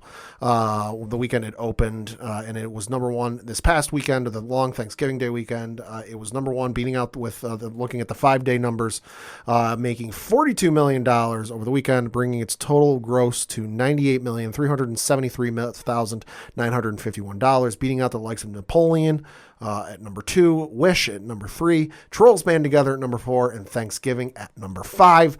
And then for the worldwide numbers, so domestically I mentioned 98,373,951. Internationally, it's made 56,235,287 for a worldwide total of 154,609,238. And I gotta say, this movie, I really enjoyed it. It's directed by Francis Lawrence, who did 3 out of the 4 previous Hunger Games movies. Okay. He did Catching Fire, the second one, and then he did Mockingjay Part 1 and Mockingjay Part 2, which were the third and fourth movies, respectively. So he's back to helm the film. This movie, if you have not seen the previous Hunger Games movies, perfectly fine. This is a prequel. It takes place, if the math is right, if I remember my math right, takes place about 65 years before the events of the first movie. Don't need to know anything about the first movie or the first movies to go into this one. Although, again, It helps. It helps. It doesn't hurt, but Yeah. it helps. Not required though. And the movie is phenomenal. Like I said, 2 hours and 37 minutes. My only complaints with it is, the middle part kind of slowed down a little bit and didn't really hit with me. I was kind of like, all right, where are we going with this? They did an interesting thing where they decided to split the movie up into 3 parts, because it takes place over the course of, I guess you would say 3 parts of the main character, who is played by Tom Blythe as Coriolanus Snow. It takes place over 3 parts of his life in rapid succession. So that was kind of the only thing for me. It kind of pulled me out of it for a little bit, because it's like part 1 and then the title of whatever that part is, part 2, and then part 3. And I'm like, okay, this seems a little much. The middle part kind of felt a little unnecessary, because it's in between 2 action sequences and some major action. Rachel Zegler as Lucy Gray Baird was phenomenal. Awesome job in that voice. Tom Blythe was phenomenal. The character he plays was previously played by Donald Sutherland in the previous movies as his adult self. This is, a teenage young adult self. He's still in school. Following in the footsteps of Donald Sutherland are some rather large shoes to fill. Yeah, I was going to say that's no easy task. Tom Blythe does a phenomenal job. You really get a sense, if you know the character of President Snow and how much of a piece of shit he is. I would put him, and this isn't a spoiler, I would put him in the class of a Dolores Umbridge from Harry Potter. That, if something bad happens to that character, I don't feel any remorse. I'm like, okay, no, you kind of fucking deserve this. Yeah. So Tom Blythe is phenomenal. Viola Davis, oh my God. I already adored the work she does, but she absolutely crushes in this movie and just is such a scene. She's fantastic. She steals so many scenes where it's just this crazy, manic, seemingly on the edge of sense and reason, but she's always thinking 8 steps ahead. She's phenomenal in this, and then you can't go wrong, because also Peter Dinklage is in the movie as well. Peter Dinklage is amazing. But like I said, the movie's phenomenal. Cannot recommend it enough. Currently out in theaters. Definitely go see it if you're a fan of Hunger Games, or if you're just looking for something fun to watch. And I will say, the theory I had about why the Hanging Tree song was in the trailers, yeah, you find out about that. Ooh, okay. So then moving on to some other bit of news, and this one I am cheering at. Dave Filoni over at Take your Lucasfilm. victory lap pad. You put this into the world. I have been saying this for a while. I have been championing this and campaigning for this for a while, but it officially became true this past week. Dave Filoni is now Lucasfilm's chief creative officer. So reading from an article on EmpireOnline.com, it says, quote, he's been helping to shepherd the Star Wars universe on the small screen for years now, stepping up further following the launch of The Mandalorian, and Dave Filoni is now being recognized for his hard work. The man who began his journey as a mentee of George Lucas, bringing Clone Wars to screen, has been made the chief creative officer at Lucasfilm. Quote, now I'm what's called chief creative officer of Lucasfilm, Filoni tells Vanity Fair. In the past, in a lot of projects, I would be brought into it. I would see it after it had already developed a good ways, close quote. The new position will see him work more closely with Lucasfilm boss Kathleen Kennedy and head of development Carrie Beck, overseeing not just the TV galaxy, but also the movies. Quote, in this new role, it's opened up to basically everything that's going on, Filoni says. When we're planning the future of what we're doing now, I'm involved at the inception phase, close quote. All of the movies announced at Star Wars Celebration are still in development, and Filoni will be deeply involved, but not micromanaging. Quote, I'm not telling people what to do, Filoni explains, but I do feel I'm trying to help them tell the best story that they want to tell. I need to be a help across the galaxy here, like a part of a Jedi Council almost. Literally hours now of Star Wars storytelling I have done. See, I even phrased that like Yoda. Close quote. And while season 2 of Ahsoka, which was Filoni's brainchild, has yet to be officially confirmed, it's certainly looking a lot more likely now. Yeah, I was going to say. And then there's a link to the Vanity Fair site for more information. But this is fucking phenomenal work. I have been saying for years, Dave Filoni is the best storyteller Star Wars has right now. Mm-hmm. Big screen, small screen, anything in between. The man learned from the feet of George Lucas. Yeah. I inevitably can't wait for the Dave Filoni is ruining our childhood posts that are inevitably going to come. Because they'll come. Oh, yeah, there were George Lucas's ruining my childhood ones in the early 2000s. There was Kathleen Kennedy's ruining my childhood, in the 2010s. And now here we are in the 2020s. And then pretty soon it's going to be Dave Filoni's ruining my childhood. Those will inevitably come. It's part of Star Wars. Folks, there are people that hated Empire Strikes Back when it came out. Mm-hmm. I know that there are a lot of folks who are like, oh, the thought it's always been the greatest movie of all. No. There is evidence from photos I've been posted online from back in the 80s.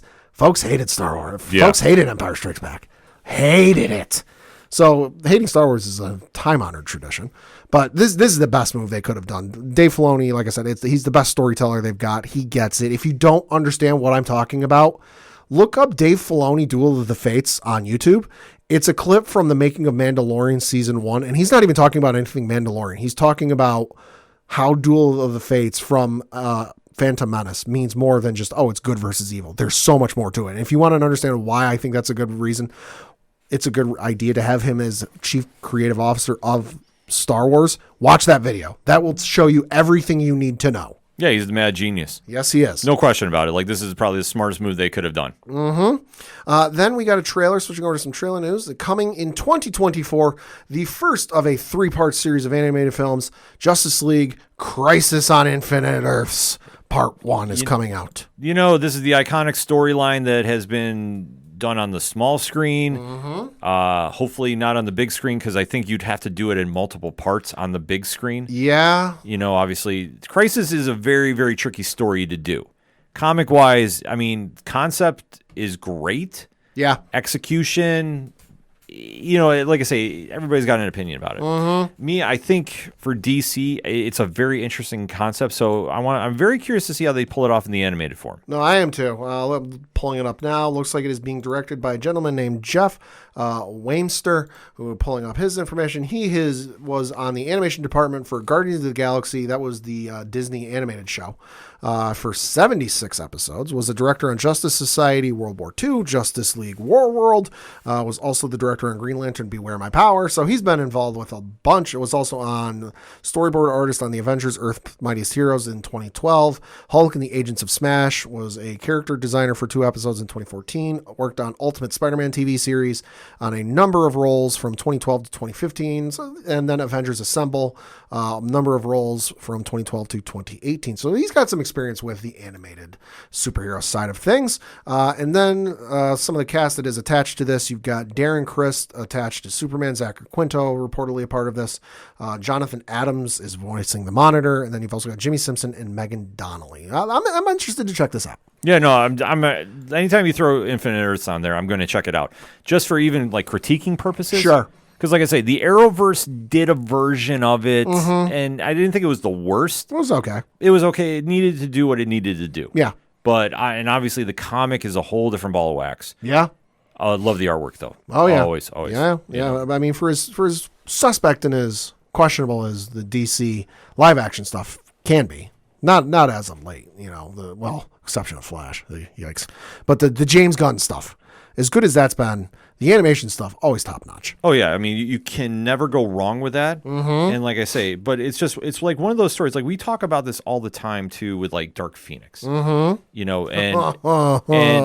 And there's certain stories that you can't do on this kind of level. Shout out to Aman Vellani. She refuses to watch that movie. Oh yeah, smart lady. Like, listen, I'm telling you, it's smart. And like I say, to bring the storyline from Marvel and the legendary artwork of the late George Perez, like this, when you read it, the bar is raised. Ending, whole different ball of wax. But this is one, like I say, when you throw this out there, you're going to have eyes on the product. You got to deliver. And then lastly, certainly not least, we got an interesting update to a character's origin backstory. For now, I don't expect this to stick, but spoilers ahead. It was revealed in Uncanny Spider-Man issue number 4, which dropped this past week, November 22nd to be specific, that Spider-Man is now a mutant. Or maybe he was always a mutant. Bum, bum, bum. So you've got the ongoing saga of Nightcrawler playing another version of Spider-Man. Obviously you got the protests going on in New York City. One of the Stark Sentinels, because I realize, Tony, if you're not keeping up with comics, there are Sentinels in New York that are parading around in Iron Man colors. Tony had nothing to do with it, but Tony doesn't exactly have control of his company these days. Yeah. It's rough times for the guy. But the Sentinel shows up, scans one person, says, "Oh, hey, you're not a mutant." And then he scans Spider-Man, and he says, quote, "Alert, alert, genetic anomaly, mutant detected." And Spider-Man says, "What?" And then he says, "Listen, I'd be proud to be a mutant, but I'm just a friendly neighborhood science accident. So," and then the Sentinel cuts in, "surrender or be subdued." So it looks like, for now, Spider-Man is a mutant. Yeah, I mean, this is something that they've crossed a couple times in the past in Marvel.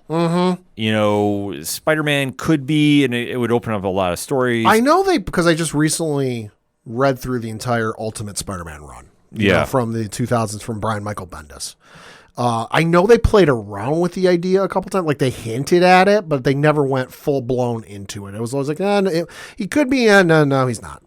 Well, I mean, that's the only thing that it's tough to do that because Spider-Man is Spider-Man. Like when you have a character that has an iconic story, like he does, giving him the mutant origin instead, I think, takes away from the character. Sure. Like, I understand why they do it, and especially you can go a lot of different places, and if you're focusing the character to be more closely tied to the X-Men for the movie purposes, I get it. But I think in this instance, I don't think it'll last for long. I think it was thrown out there to get some reaction, which, like, listen, it's a great storyline idea.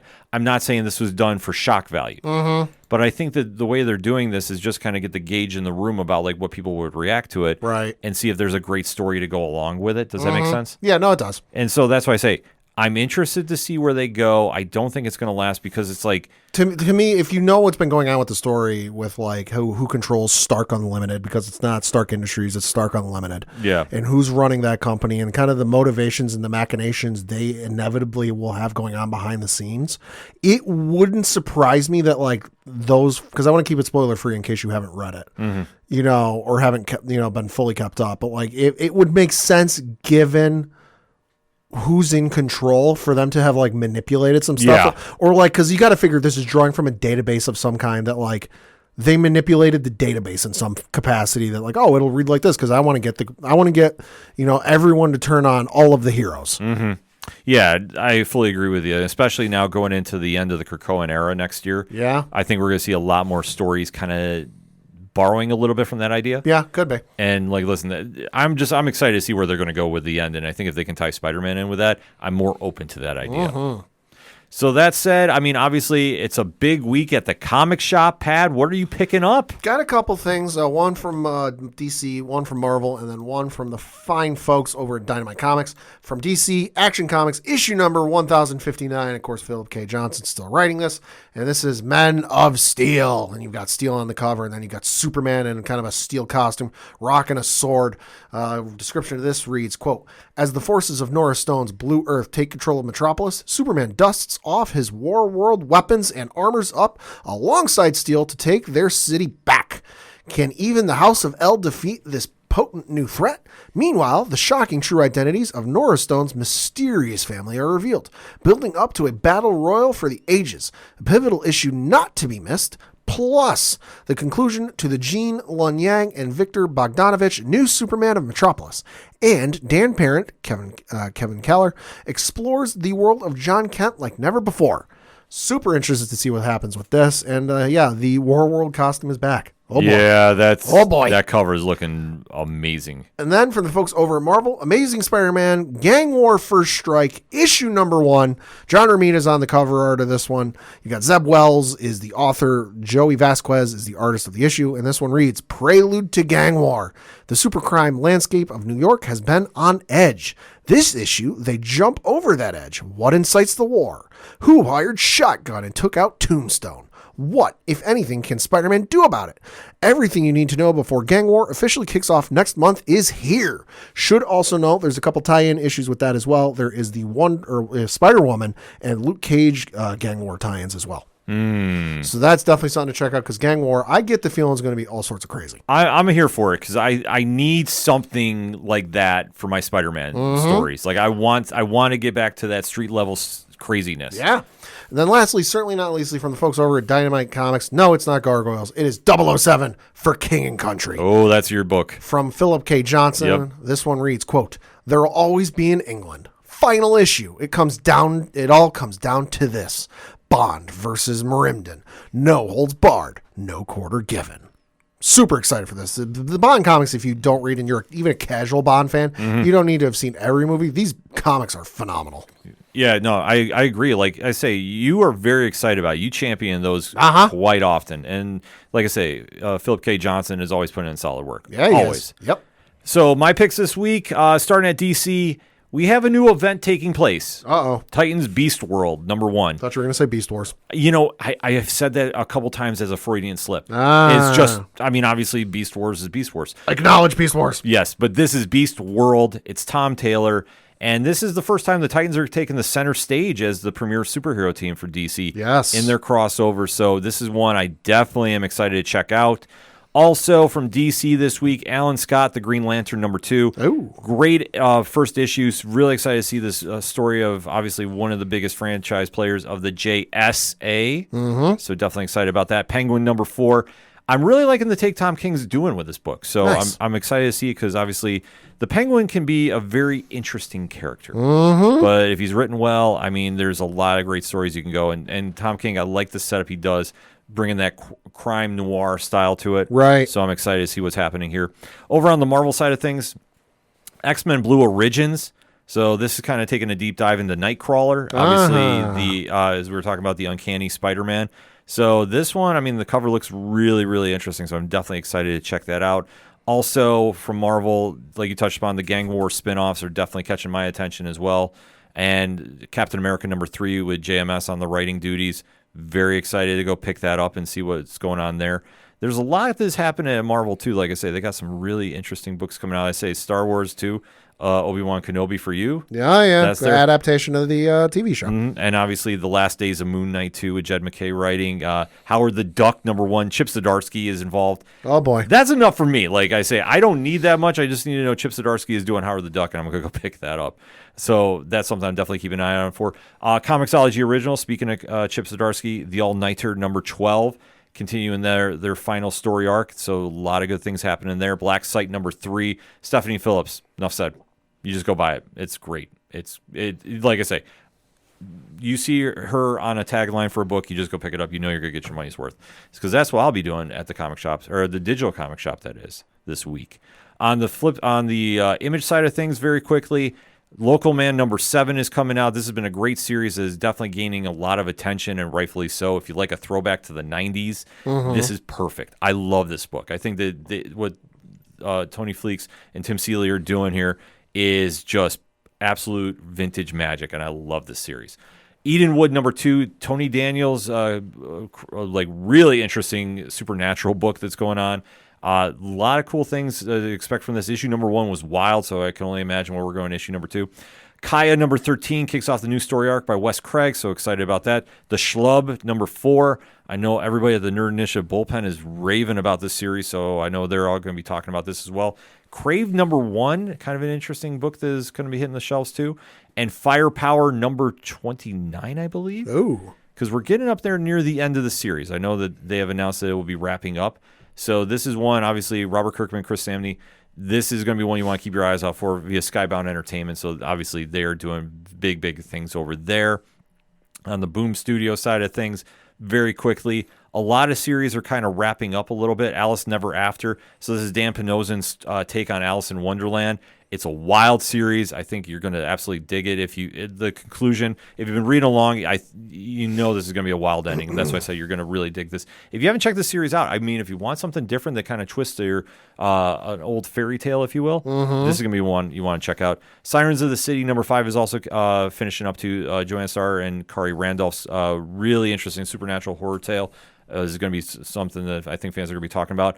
We're going back to the Berserker storyline with Keanu Reeves there with Berserker Fallen Empire #1. And obviously, two of my favorite books at Boom. I scream about these all the time. Like I said, Stephanie Phillips' writing. I pick it up. But I will say it's the coolest book at the shops each time it drops. Grimm #15. Flaviano, Rico Renzi, Tom Napolitano. Like I say, this is a perfect book. Like I say, I love the creative team on this. And this book is just cool. Like every time you pick this issue up, an issue of Grimm up, it's a vibe. It's an energy. It's indescribable. Like I say, there's just a lot of win that is happening with this. So definitely excited about that. And then last but not least on my list, Something is Killing the Children #35. Heyo. So if you read 34, you know some big things are happening. Erica versus Cutter. Let's fucking go. Yeah, I actually had to drop an F-bomb. That's how amped up I am for this. Because what they do is the slow burn better than everybody. And I tell you right now, if you are not picking up Something That's Killing the Children this week, that might be arguably like on the top of my list this week of stuff to check out. Just because I am so excited to see where we're going with this. Because I fully expect it's going to go into some very, very crazy places. And anytime that we get to those finales in the Slaughterverse, if you will, they always deliver. So for that and much more, nerdinitiative.com on Wednesday morning, 9 a.m. Eastern Standard Time.